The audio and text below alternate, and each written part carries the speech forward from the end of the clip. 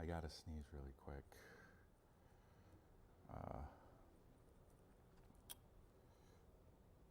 do, do, do, do.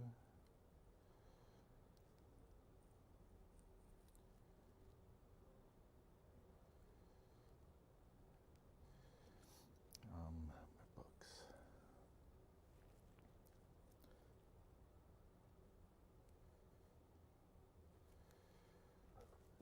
Excuse me.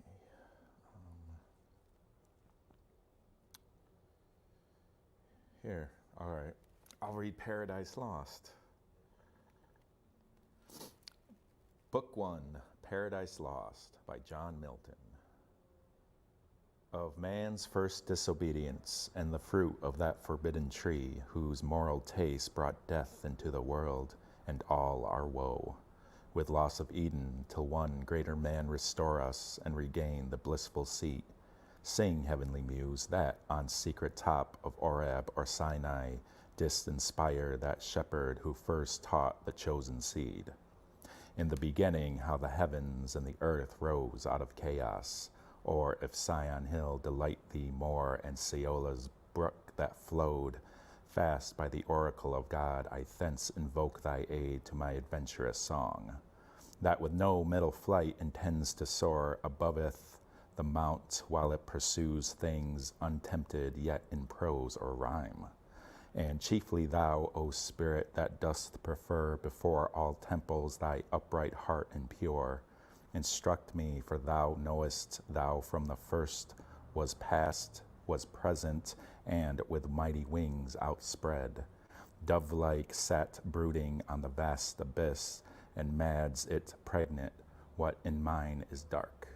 Illume now what is low raise and support, that to the height of this great argument I may assert eternal providence and justify the ways of God to men.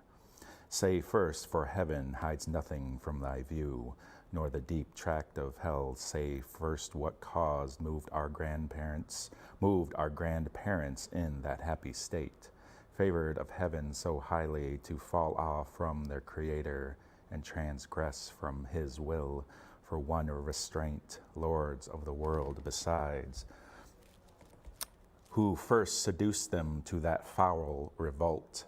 Thy infernal serpent, he it was whose guile, stirred up with envy and revenge, deceived the mother of mankind, what time his pride had cast him out from heaven, with all of his host of rebel angels, by whose aid, aspiring to set himself in glory above his peers, he trusted to have equaled the Most High, if he opposed, and with ambitious aim, against the throne and monarchy of God, raised imperious war in heaven and battle proud. With a vain attempt, him the almighty power hurled headlong, flaming from the ethereal sky, with hideous ruin and combustion down to the bottomless perdition, there to dwell in Adiantian chains and penal fire, whose durst defy thy omnipotence to arms. 9 times the space that measures day and night to mortal men, he, with his horrid crew, lay vanquished, rolling in the fiery gulf, confounded through immortal. But his doom reserved him to more wrath, for now he thought both of lost happiness and lasting pain. Torments him, round he throws his baleful eyes, that witness huge affliction and dismay, mixed with obdurate pride and steadfast hate.